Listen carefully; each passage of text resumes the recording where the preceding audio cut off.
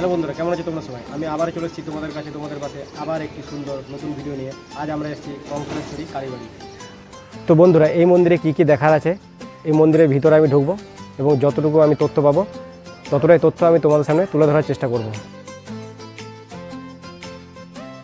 কাল সকাল বেরিয়ে পড়লাম 2000 বছরের বেশি পুরাতন মূর্তি এবং 600 বছরের পুরাতন মন্দিরের দর্শনের জন্য।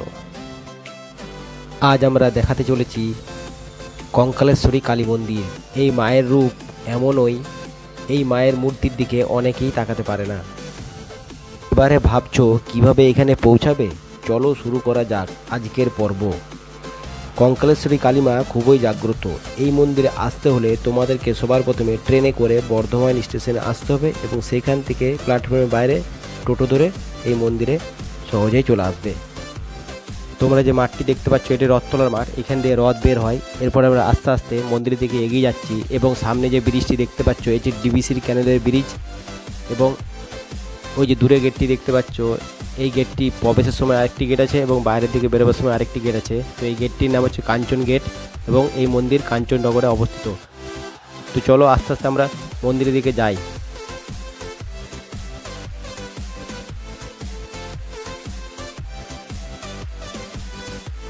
তো বন্ধুরা, আমি বর্ধমান রেল স্টেশন থেকে টোটো রিজার্ভ করে নিলাম। আমার টোটো রিজার্ভ 250 টাকা পড়লো এবং আমাকে এই কঙ্কালেশ্বরী কালীবাড়ির সামনে এসে আমাকে নামালো। তো চলো বন্ধুরা, দেখতে পাচ্ছি এই সেই কঙ্কালেশ্বরী কালীবাড়ির গেট, খুবই সুন্দর গেট। চলো আস্তে আস্তে ভিতরের দিকে যাই।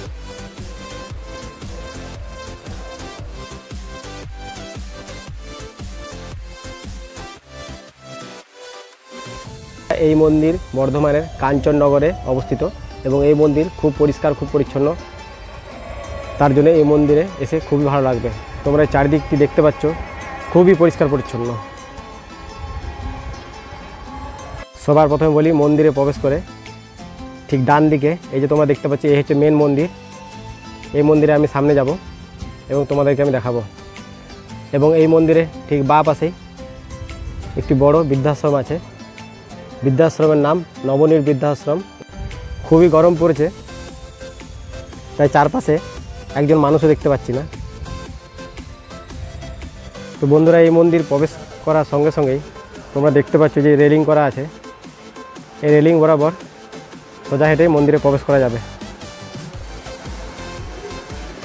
এই মন্দির প্রায় 600 বছরেরও বেশি পুরাতন এবং এই মন্দিরের মা প্রায় 2000 বছরেরও বেশি প্রাচীন।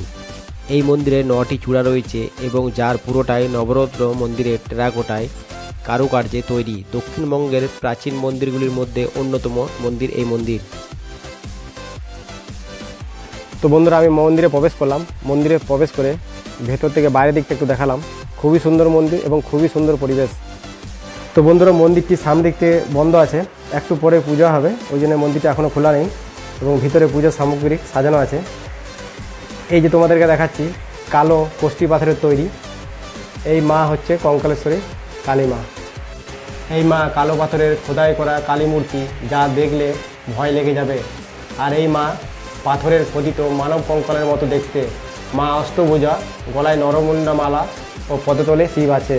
তোমরা দেখতে পাচ্ছ মা হচ্ছে অষ্টভুজা এবং মা কঙ্কালের মতো দেখতে।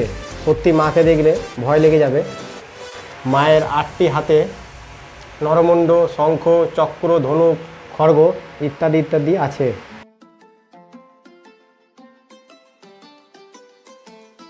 এই মন্দিরের সামনে এই যে দেখতে পাচ্ছ এটা হচ্ছে যজ্ঞকুণ্ড, এখানে যজ্ঞ হয়। মন্দিরে প্রবেশ করার ঠিক বাঁ দিকেই তোমরা দেখতে পাচ্ছ কালী চৈতন্য ভারতীয় পঞ্চমণ্ডাসন। আরেকটা কথা বলি, এই মন্দিরে বলি হয় না। এই মন্দিরে তোমরা কালী পুজোর সময় যদি আসো, প্রচণ্ড পরিমাণে ভক্তের সমাগম হয় এবং তখন এলে খুবই ভালো লাগবে।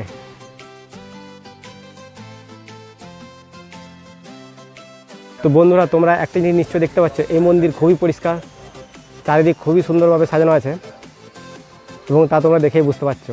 এই মন্দিরে এসে আমার খুবই ভালো লাগলো এবং এরপরে এই মন্দিরে আর কি দেখা আছে সেগুলো তোমাদেরকে এবার আমি ঘুরে দেখাবো। তোমাদেরকে যেটি দেখাবো অবসারিকা পার্ক। চলো সামনে যাওয়া যাক। এবার আমি এলাম অবসারিকা পার্ক। এই পার্কটি প্রবীণ নাগরিকদের জন্য বানানো হলেও এখানে সব বয়সের ছেলেমেয়েরা এসে এখানে বসে এবং আনন্দ উপভোগ করে। তো চলো পার্কটির ভিতর দিকে যাওয়া যাক এবং কী কী দেখার আছে দেখানো যাক। পার্কের ভিতরে প্রবেশ করে দেখলাম আমি সামনে একটি সুন্দরভাবে পুকুর আছে এবং চারিদিক বাঁধানো আছে এবং সামনে পার্কের কাজ চলছে। এত পরিমাণে গরম পড়েছে, তোমরা দেখো পুকুরের জল শুকিয়ে গেছে।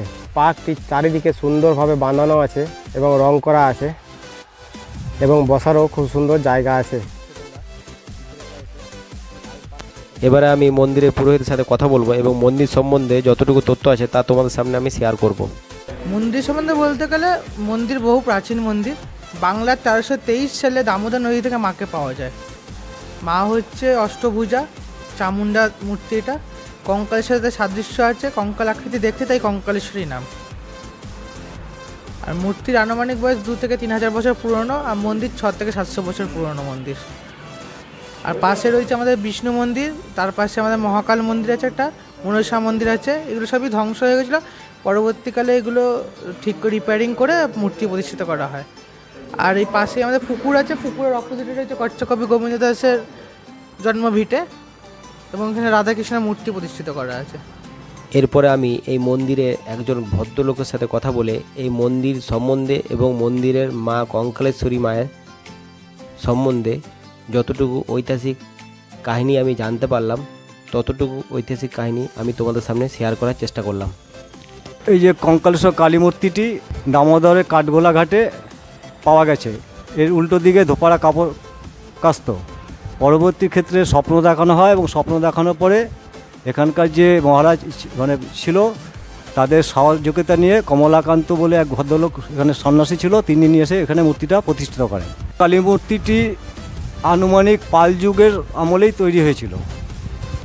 আর পরবর্তী ক্ষেত্রে যে মন্দিরটি দেখা যাচ্ছে এখন, এই মন্দিরটি যখন বাঁকুড়ায় টেরাকোটার নানা রকম নিদর্শনে মন্দির তৈরি হয়েছিল সেই সময়কাতে এই মন্দিরটি তৈরি হয়েছে। এবারে আমি তোমাদেরকে জানাচ্ছি এই মন্দিরে কখন পুজো দেওয়া হয় এবং এই মন্দিরে কখন কিভাবে ভোগ খাওয়ানো হয় তার নিয়মাবলী।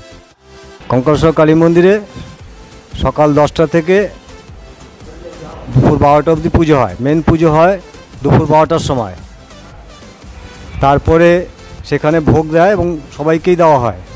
এরপরে 10 টাকার মিল খাওয়ানো হয় 12:30 থেকে।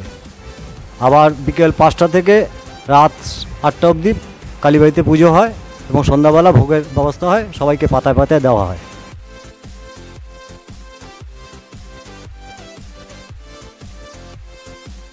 এখানে 10 টাকার বিনিময়ে কুপন কেটে অন্নভোগ খাওয়ানো হয়। এই সেই টিকিট কাউন্টার, এখানে তোমরা কুপন কেটে অন্নভোগ খেতে পারো। দেখতে পাচ্ছ এখানে অন্নভোগ তৈরি হচ্ছে। অন্নভোগ খাওয়ার সময় হচ্ছে দুপুর 12:30 থেকে দুপুর 2:30 পর্যন্ত। এর মধ্যে তোমাদের খেয়ে নিতে হবে। এবারে তোমাদেরকে দেখাই, এই যে তোমরা রুমটি দেখতে পাচ্ছ এর ভিতরে অন্নভোগ খাওয়ানো হয়। তার সামনে স্টিলের চেয়ার টেবিল করাই আছে এবং তার পাশে দেখাবো যেখানে অন্নভোগ রান্না হচ্ছে। এই যে তোমরা দেখতে পাচ্ছ এখানে সুন্দরভাবে পরিষ্কার পরিচ্ছন্নভাবে অন্নভোগ রান্না হচ্ছে। তো তোমরা এই অন্নভোগ 10 টাকার বিনিময়ে খেয়ে নিতে পারো।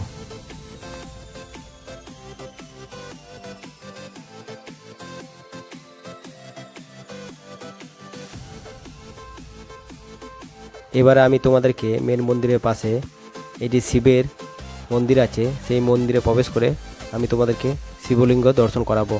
এই সেই শিবলিঙ্গ, তোমরা দেখো খুবই সুন্দর। তোমাদেরকে আমি মন্দিরের বাঁ পাশে শিবের মন্দির দেখালাম এবং ডান পাশে আরও দুটি মন্দির আছে, সেই মন্দির দুটির কাছে যাব এবং তোমাদেরকে আমি দেখাবো। ওই যে দূরে দেখতে পাচ্ছি একটি মন্দির, তার পাশে আরেকটি মন্দির।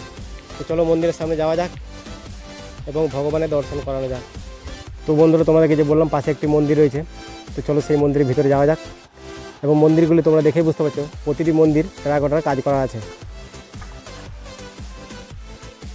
এই মন্দিরে এসে আমরা দেখতে পেলাম এখানে ভগবান বিষ্ণুর পাথরের মূর্তি রয়েছে। তোমাদেরকে বিষ্ণু মন্দির দেখালাম এবং পাশে যে মন্দির আছে এরপরে সেই মন্দিরটি দেখাবো। তো বন্ধুরা, এবার আমি আরেকটি মন্দিরের সামনে এলাম। এবার আমি তোমাদেরকে ভিতরে গিয়ে দেখাবো এখানে কোন দেবতা আছে। তো বন্ধুরা, এই মন্দিরের সামনে এসে আমি দেখলাম এই মন্দির হচ্ছে মহাকালের মন্দির। তো বন্ধুরা, তোমরা জানতে পারলে এই মন্দির কখন পুজো হয়, কখন ভোগ খাওয়ানো হয় এবং মন্দিরের আশেপাশে ঐতিহাসিক যেটুকু বিষয় আছে সেটুকু তোমাদেরকে আমি পুরোহিত মশাইয়ের কাছ থেকে বলে শোনালাম। এরপরে তোমাদেরকে বলি এই মন্দিরে তোমরা কিভাবে আসবে। এবারে বলি বন্ধুরা, তোমরা এই মন্দিরে কীভাবে আসবে। তোমরা যে যেখানে থাকো বর্ধমানের রেল স্টেশনে আসবে এবং সেখান থেকে টোটো করে নেবে। টোটোওয়ালার সাথে কথা বলে নেবে, কঙ্কালেশ্বরী মন্দির যাব, 250 টাকা নেবে এবং রিজার্ভ করে তোমরা এই মন্দির সহজে পৌঁছে যাবে। বন্ধুরা আজকের মতো এতটাই, আবার পরের ব্লগে দেখা হচ্ছে। ভিডিওটা ভালো লাগলে লাইক করে দেবে, চ্যানেলটা সাবস্ক্রাইব করে দেবে, আর যদি কিছু বলার থাকে কমেন্টে অবশ্যই বলে জানাবে।